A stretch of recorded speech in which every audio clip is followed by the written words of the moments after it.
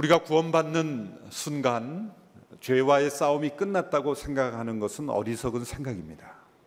도리어 구원받는 순간이 죄와의 싸움이 시작되는 순간이라는 것을 우리는 기억해야 합니다.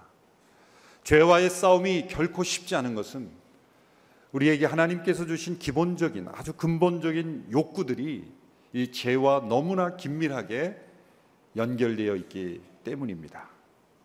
하나님께서 인간을 창조하실 때 우리에게 주신 욕구들이 단순한 욕구에서 그치지 않고 우리를 지배하는 그런 신이 되고 우상이 되어 있기 때문에 이 죄와의 싸움은 결코 쉽지 않은 문제인 것입니다. 창세기 1장에서 3장까지 보면 하나님이 인간에게 주신 아주 기본적인 욕구들이 8가지 정도로 우리가 구분해 볼 수 있습니다. 첫 번째는 이 음식, 먹는 것에 대한 욕구죠. 여러분, 최초의 타락이 먹는 것으로부터 시작되는 것을 유념하시기 바랍니다.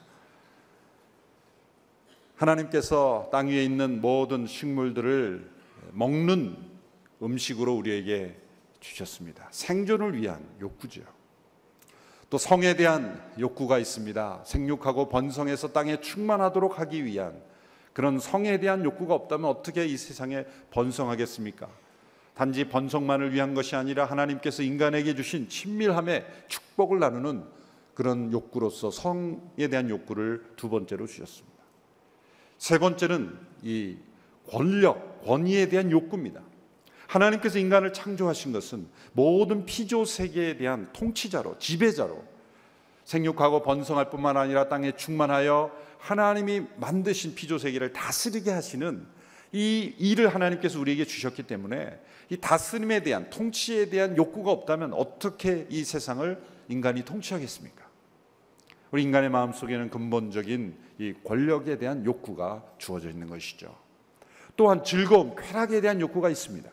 하나님이 만드신 모든 피조 세계를 보시기에 좋았더라 하시는 그 피조 세계를 하나님만 좋은 것이 아니라 우리 인간의 보기에도, 우리 오감으로 모든 것을 보기에 좋은 것으로, 보기에 즐거운 것으로 하나님이 인간을 창조하셨어요.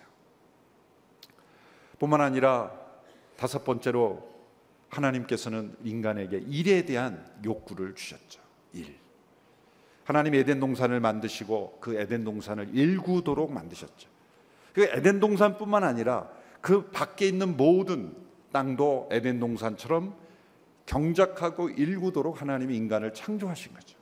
일에 대한 욕구가 없다면 어떻게 이 땅이 경작되고 또 하나님이 뜻하시는 바대로 발전할 수 있겠습니까? 뿐만 아니라 관계에 대한 욕구를 여섯 번째로 주셨어요. 관계에 대한 욕구. 하나님이 아담을 먼저 창조하시고 혼자 있는 것이 좋지 못하니 돕는 배필을 만들어 주심으로 우리는 누군가와 더불어 인격적인 친밀한 관계를 누리면서 소속감을 느끼고 인정을 받고 격려받고 함께 공동체를 이룰 수 있는 그러한 이 관계에 대한 욕구, 친밀한 관계에 대한 욕구를 하나님 인간에게 주셨습니다. 일곱 번째로 이 지혜에 대한 욕구를 주셨습니다. 창세기 3장 6절에 보면 하나님 사탄이 하와를 유혹할 때 그 사단의 말을 듣고 하와가 보니 먹음직스럽고 보암직스럽고 지혜롭게 할 만큼 탐스럽게 보였다. 하와가 그 사단의 꾀임을 받은 것은 단지 배가 고파서가 아닙니다. 배고픔에 대한 욕구는 어떻게 보면 거의 나타나지 않아요. 보기에 탐스럽고 감각적인 거죠. 그리고 마지막에 지혜롭게 할 만큼, 그러니까 저걸 먹으면 지혜로워질 수 있구나라는 어떤 지혜에 대한 욕구 때문도 있었다는 거죠. 단지 배가 고파서 먹어서 타락한 건 아니에요. 배고픔을 해결하기 위해서 먹은 것이 타락이 되었다면 하나님이 기본적으로 하나님이 주시는 욕구의 아주 기본적인 거죠. 지혜에 대한 욕구까지 있었다는 거예요. 마지막 여덟 번째가 가장 중요합니다. 이것은 하나님과의 교제에 대한 욕구. 놀라운 것은 아담과 하와가 타락한 이후에도 동산에 거니시는 하나님의 소리를 들었다. 하나님의 음성을 들었다는 거예요. 인간은 하나님의 음성을 듣고 하나님과 교제하고 하나님을 갈망하는 그런 욕구가 있는 존재입니다. 그런데 이 하나님과의 관계가 깨어진 이후에 나머지 7개의 욕구들, 가장 기본적인 욕구들이 제자리를 찾지 못하게 된 겁니다.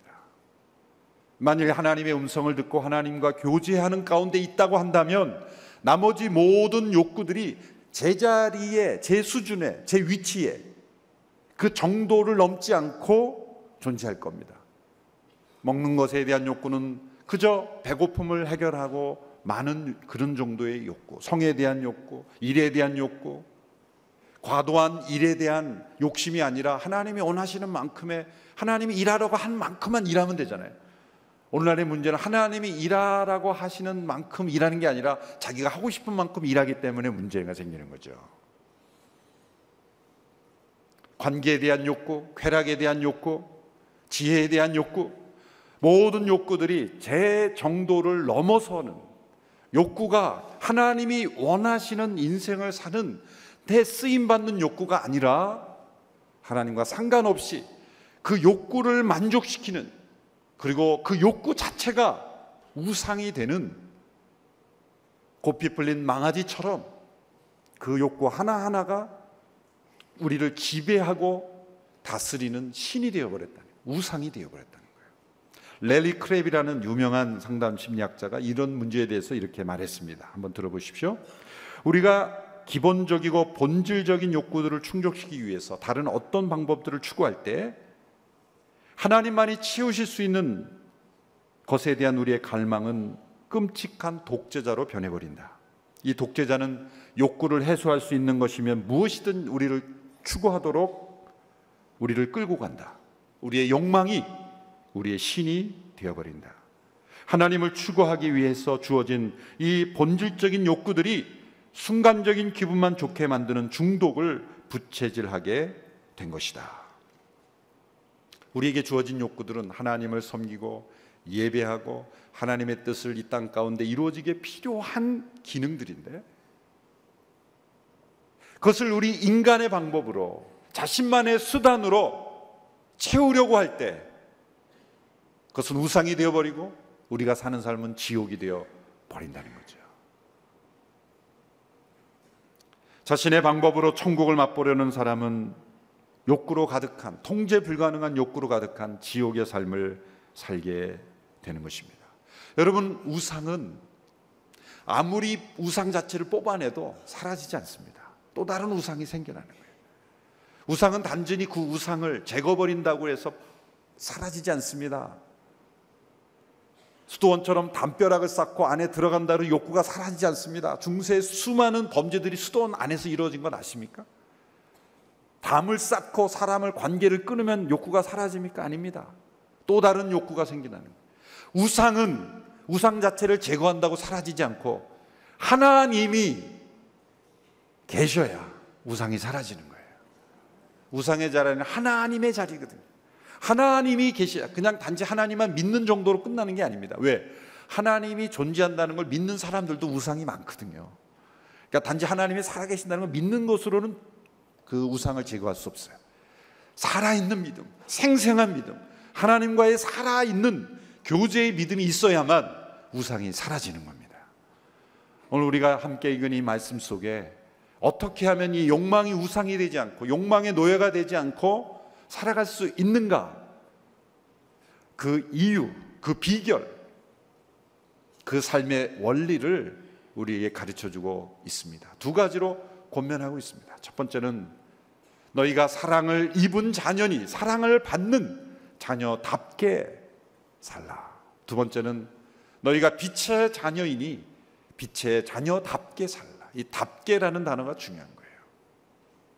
너희가 이렇게 살면 하나님의 사랑을 받는 자녀가 되고 이렇게 살면 빛의 자녀가 된다는 말씀이 아니라 너희는 이미 하나님의 사랑을 받는 자녀이니 받는 자녀답게 행하고 너희가 이미 빛의 자녀이니 빛의 자녀답게 살라 라는 말씀으로 우리에게 내용을 주셨습니다.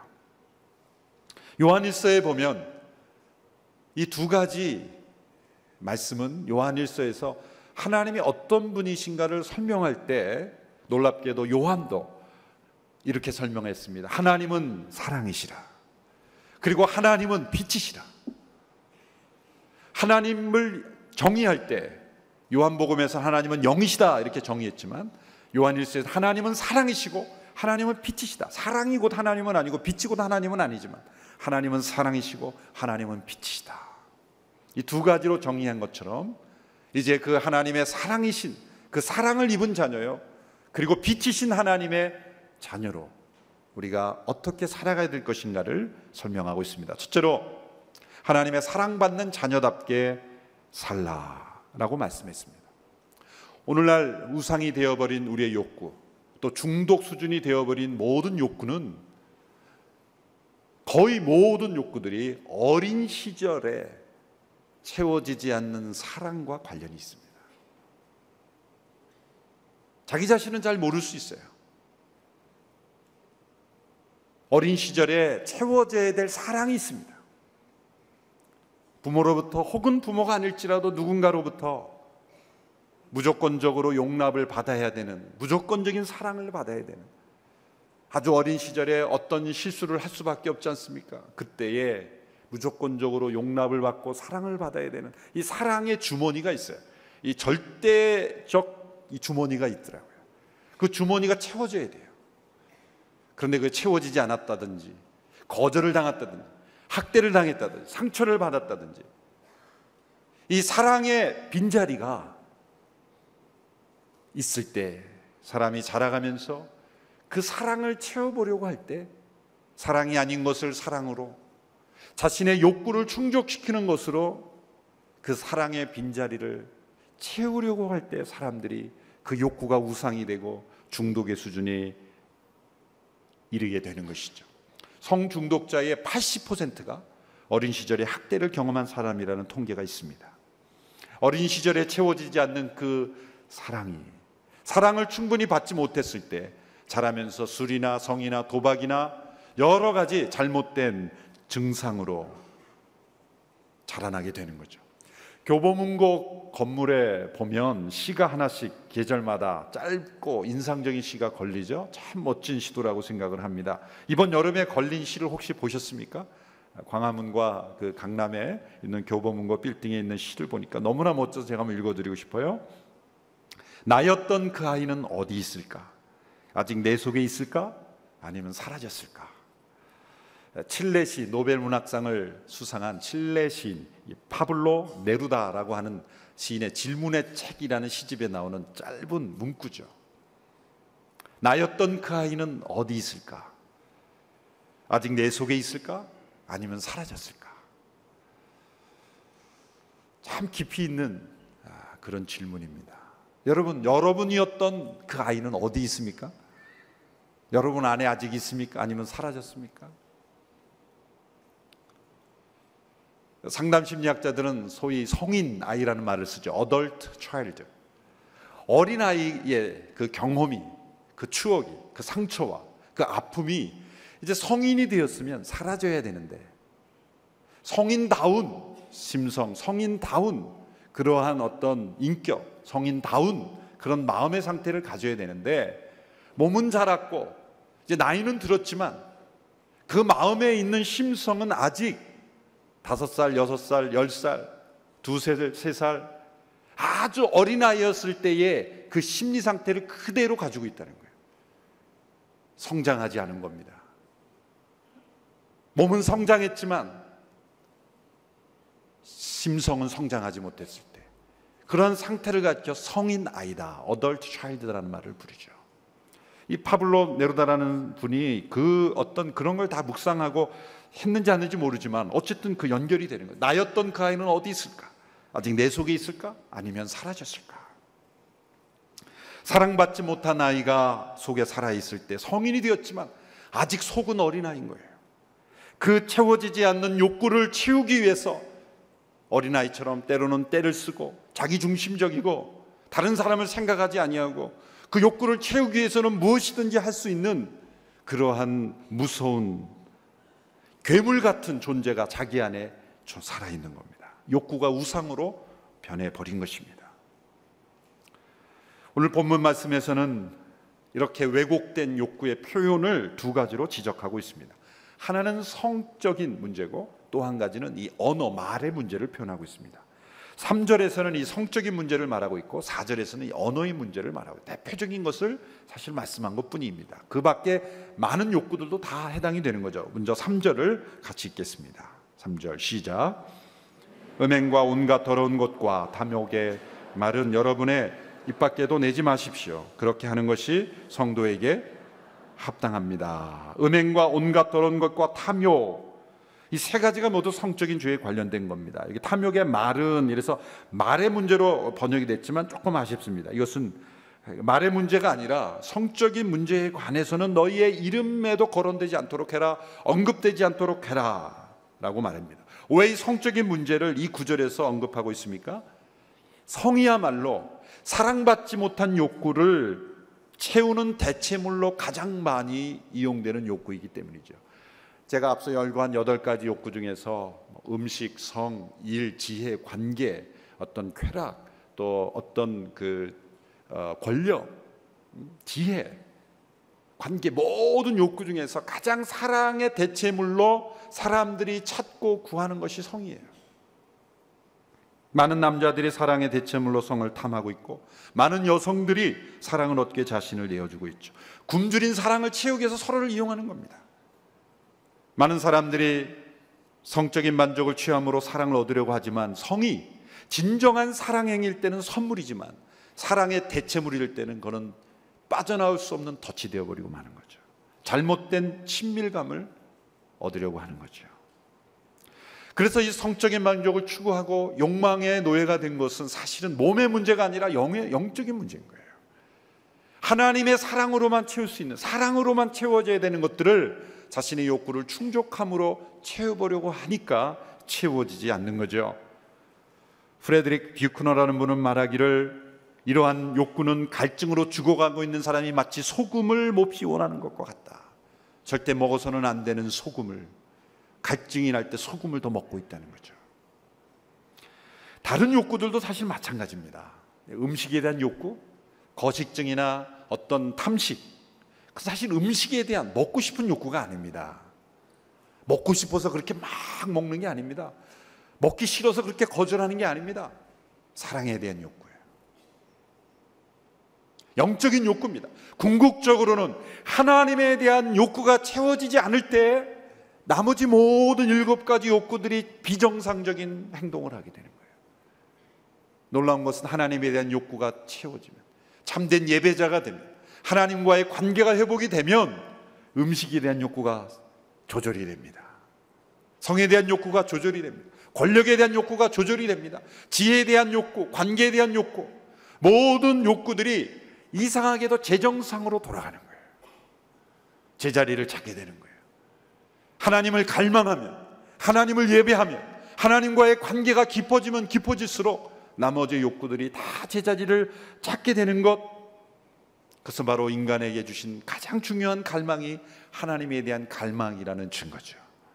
어거스틴 할부는 이렇게 말했습니다. 인간의 가장 깊은 갈망은 하나님을 알고 하나님과 교제하는 것인데, 이 욕구를 채우지 않고 다른 욕구들만 채우려고 할 때 우리는 자기 자신에게 함몰되는, 자기 자신에게 집착하는 삶을 살게 된다는 거예요. 결국 자기 영혼을 갉아먹게 만드는 거예요. 몸으로 일어나는 많은 욕구들을 채우려고 할 때 결국 자신의 영혼을 갉아먹는 그러한 삶을 살게 된다는 거죠. 4절에 보면 이 말과 관련된 또 죄를 언급했죠. 4절을 함께 읽어보겠습니다. 시작. 더러운 말과 어리석은 말과 희롱의 말은 어울리지 않습니다. 오히려 감사의 말을 하십시오. 더러운 말, 어리석은 말, 희롱의 말은 모두 삐뚤어진 마음, 삐뚤어진 욕구의 표현인 것입니다. 사랑으로 만족되지 못한 마음들이 이 거절감과 상처로 얼룩져서 그 분노와 상처를 말로 표현하는 거예요. 다른 사람들에 대한 조롱, 비난, 더러운, 어리석은 희롱으로 다른 사람을 희롱하기 좋아하고, 다른 사람을 비꼬기 좋아하고, 다른 사람을 폄하하기 좋아하는 사람은 그 마음에 굶주린 사랑이 있는 거예요. 사랑이 채워진 사람은 그렇게 다른 사람 쉽게 무시하거나 또 다른 사람 희롱하지 않습니다. 그렇게 더러운 말을 쏟아낸 사람 보면 자기 자신에 대한 어떤 자아상도 망가져 있어요. 나는 가치 없는 사람이야. 나는 쓸모없는 인간이야. 나는 사랑받을 자격이 없어. 나는 망가진 인생이야. 그런 자기 자신에 대한 그런 자아상이 깨어져 버려 있기 때문에 다른 사람에 대해서 말을 함부로 하는 거예요.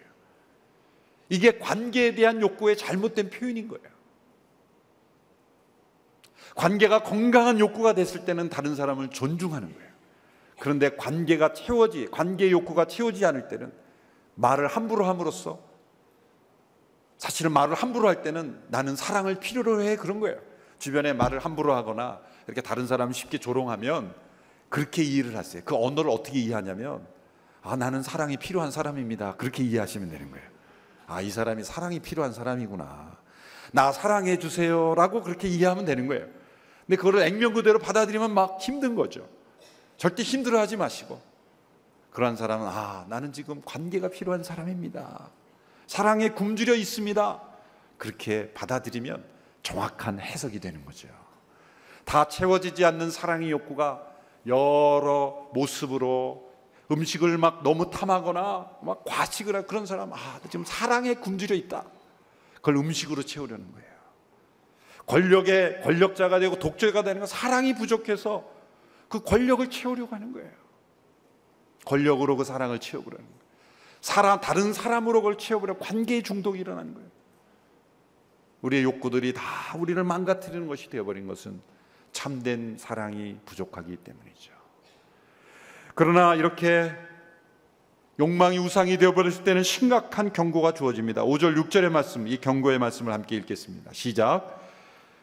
여러분은 이 점을 확실히 알아두십시오. 음행하는 사람이나 더러운 일을 행하는 사람이나 탐욕을 가진 사람은 우상 숭배를 하는 사람으로 모두 그리스도와 하나님의 나라에서 유업을 받을 수 없습니다. 아무도 허황된 말로 여러분을 현혹하지 못하게 하십시오. 이런 것들로 인해 불순종하는 사람들에게 하나님의 진노가 임합니다. 그러므로 여러분은 그들의 행위에 동참하는 사람들이 되지 마십시오. 하나님 나라의 유업을 얻을 수 없고 하나님의 진노가 임하게 됩니다. 어떻게 이런 상황에서 벗어날 수 있을까요? 더러워진 성, 말에 대한 탐욕으로 또 어떻게 벗어날 수 있을까요? 하나님의 사랑을 받아들이면, 비록 자라면서 사랑이 부족했고 부모의 사랑을 받지 못했고 주변으로부터 사랑이 부족해서 성인 아이가 내면에 있고 채워지지 않는 욕망이 있지만 하나님의 사랑을 받아들이면 그 어떤 인간의 사랑으로도 채워지지 않는 그 사랑의 빈자리가 하나님의 사랑으로 채워지면 그 모든 욕망이 제자리를 찾아가게 된다는 거예요. 2절에 보면 그리스도께서 우리를 어떻게 사랑하셨는지를 보여주죠. 너희를 위해서 희생제물이 되시고 향기로운 제물이 되셨다. 그리스도에서 십자가에서 우리를 자신을 내어주기까지 사랑하시는 그 사랑을 체험하면, 그리스도 안에서 준 하나님의 사랑이 우리의 마음속에 부어진 바가 되면 채워지지 않는 그 사랑에 굶주린 욕구가 채워지게 되는 거예요. 채워질 뿐만 아니라 넘치게 되는 거예요. 하나님의 사랑이 부어지면 사람의 사랑이 그립지 않게 됩니다. 우리의 욕구로 채워지지 않게 됩니다. 채우려고 하는 시도를 다 포기하게 됩니다. 누가 날 알아주지 않아도 섭섭하지 않습니다. 음식을 많이 먹지 않아도 배고프지 않습니다. 이 하나님의 사랑을 입은 자녀는 건강하게 욕구를 다스릴 수 있게 되는 것입니다. 이게 비결이에요. 우리에게는 그 사랑이 주어져 있어요. 사람의 사랑, 욕구를 채우려고 하지 말고 하나님의 사랑을 다시 확인하십시오. 하나님의 사랑을 받아들이십시오. 하나님의 사랑을 입은 자녀는 모든 욕구를 다스릴 수 있게 되는 거예요. 자라면 어릴 때부터 사랑을 많이 받고 자란 사람은 자신감이 있어요. 그러나 자라면서 사랑을 받지 못했다 할지라도 하나님의 사랑을 받고 자란 사람은 당당합니다. 자신감이 있습니다. 모든 욕구를 컨트롤할 수가 있어요. 사랑이 바로 가장 큰 능력입니다. 우리 모두는 하나님의 사랑을 입은 자녀입니다. 예수 그리스도 안에 있을 때 우리는 하나님의 그 무한하신 사랑을 받는 거예요. 그럴 때 모든 욕구는 제자리로 돌아가게 되는 것입니다. 둘째로, 이제는 우리는 주 안에서 빛이니 빛의 자녀들답게 살라고 말씀합니다. 8절 9절의 말씀을 함께 읽겠습니다. 시작. 전에는 어둠이었지만 이제는 주 안에서 빛입니다. 빛의 자녀들답게 사십시오. 빛의 열매는 모든 선함과 의로움과 진실함에 있습니다. 그리스도 안에 있는 성도들 가리켜 주 안에서 빛이요 빛의 자녀들이라고 말합니다. 이 빛의 자녀들이라는 표현은 히브리어의 관용어구죠. 어떤 그런 특성을 가장 잘 나타내는 사람을 가리킬 때 무엇의 자녀들이다 그래요. 아름다움을 가장 잘 나타내는 사람은 미의 딸이다, 미의 아들이다 그렇게 표현하는 거예요. 명사와 명사를 통해 설명하는 거예요. 빛의 자녀들이라 할 때 빛이 났다는 게 아니라 빛의 속성을 가장 잘 나타내는 사람들이다. 왜? 하나님이 빛이시기 때문에. 빛은 적극적입니다. 빛은 존재 자체로서 영향력을 발휘합니다. 어둠 속에 아주 작은 빛을 할지라도 그것이 존재가 드러나는 것처럼 숨길 수 없는 거예요. 예수님이 산상수훈에 말씀하셨죠. 산 위에 있는 동네가 숨기지 못할 것이요, 빛은 숨기지 못하는 것입니다. 나타나지는 겁니다. 존재 자체가 나타나지는 거예요. 자신을 광고하고 자신을 어떻게 알리려고 하지 않아도 어둠 속에 있은 빛은 증거하는 거예요. 존재 자체가 영향력을 미치는 존재. 우리가 하나님의 사랑을 입은 자녀는 빛이 되는 거예요. 하나님이 빛이시기 때문에요. 그러므로 이 어두운 세상 속에 있을 때 이 빛이 어둠에 비치면 어둠이 떠나가는 거예요. 그러나 과거에는 우리는 어떤 사람이었어요? 어둠이었어요. 어두운 저였어요. 어두운 사람들은 사단의 공격을 쉽게 받습니다. 여러분, 사단이 능력이 많은 것 같지만 이 사단의 능력은 자기 자신의 능력이 아니라 어두움을 이용하는 능력이에요. 그러니까 수많은 사람들이 어둠에 있기 때문에 이용할 사람들이 많아서 능력이 많은 것처럼 보이지, 만일 모든 사람들의 빛의 자녀가 되면 어둠이 사라지면 사단은 능력이 없어요. 어둠을 이용하는 거예요. 우리 안에 어둠이 많으면 사단이 이용할 그 기회가 많아지는 거예요. 어둠 가운데 있는 사람은 갈 바를 알지 못합니다. 어둠 가운데 있는 사람들은 모든 일에 걸려 넘어져요. 이사야 59장 10절에 보면은 이런 표현이, 아주 재미있는 표현이 있습니다. 이사야 59장 10절에 보시면, 우리는 눈먼 사람처럼 벽을 짚으며 다니고 눈이 없는 사람처럼 손의 감각만으로 길을 더듬으며 다닌다. 대낮에도 황혼 때처럼 헛디뎌 넘어지고 건강한 사람 같아 보여도 죽은 사람이나 다름없다. 이게 어둠 가운데 거하는 사람은요, 대낮에도 넘어져요. 헛디뎌요. 다른 사람은 다 문제가 없는데 내가 걸려 넘어지는 문제는 내가 어둠이 있기 때문이에요. 다른 사람들은 똑같은 상황에도 시험에 들지 않는데 시험에 드는 건 내 안에 어둠이 있기 때문이에요. 내 안에 어둠이 있으면 사단이 반드시 어둠을 이용해서 나를 넘어지게 하고 갈 바를 알지 못하게 하고 사단이 나를 공격하는 거예요. 그러므로 우리는 빛의 자녀로 우리 안에 있는 어둠을 다 내몰아야 합니다. 어둠은 은밀함을 좋아해요. 어둠은 이 탐욕을 우리를 지배하도록 만드는 거죠. 여러분, 하나님의 빛이 우리의 어두운 마음에 임했을 때 우리 안에 놀라운 일이 일어납니다. 불신의 어둠, 미움의 어둠, 그리고 의심의 어둠, 욕망의 어둠, 모든 어둠이 빛이 비추었을 때 사라지는 거죠. 그리고 열매를 맺기 시작합니다. 선함과 의로움과 진실함이에요. 하나님의 빛이 임하면 자기중심적이 되지 않기 때문에 선한 열매를 맺어요. 하나님의 빛이 임하면 모든 욕구들이 제 정상의 자리를 가기 때문에 의로움을 맺게 돼요. 하나님의 빛이 임하면 은밀하게 숨길 것이 없기 때문에 진실함의 열매가 나타나는 거예요. 빛은 어두움을 드러내는 거예요. 주 안에서 빛이 된 저희들이 이 어두운 세상 속에 있을 때 그 어둠이 우리의 마음을 파고드는 것이 아니라 빛으로 이 어두운 세상을 비추며 살아가는 존재가 되라 라고 말씀해요. 오늘 본문 11절의 말씀에 보면 어떻게 말합니까? 어두움의 일에 상관하지 말고 꾸짖으라. 꾸짖으라는 건 드러내라는 거예요. 여러분, 우리가 이 세상 속에 살 때 빛의 자녀로 이 세상의 어두움을 드러내고 꾸짖는 우리 모두가 되기를 축원합니다. 뿐만 아니라 우리 안에 있는 어두움도 꾸짖고 드러내는 우리 모두가 되기를 바랍니다. 은밀함 속에 들어가지 않고 하나님의 빛 가운데 자신의 모든 은밀함을 내어놓고 드러내고 꾸짖고 나갈 때 드러나는 곳마다 빛들로 나타난다고 말했어요. 여러분, 빛 가운데로 날마다 행함으로 어두운 가운데 있지 않고 사단의 도구가 되지 않고 하나님의 도구로 쓰임받는 우리 모두가 되기를 축원합니다.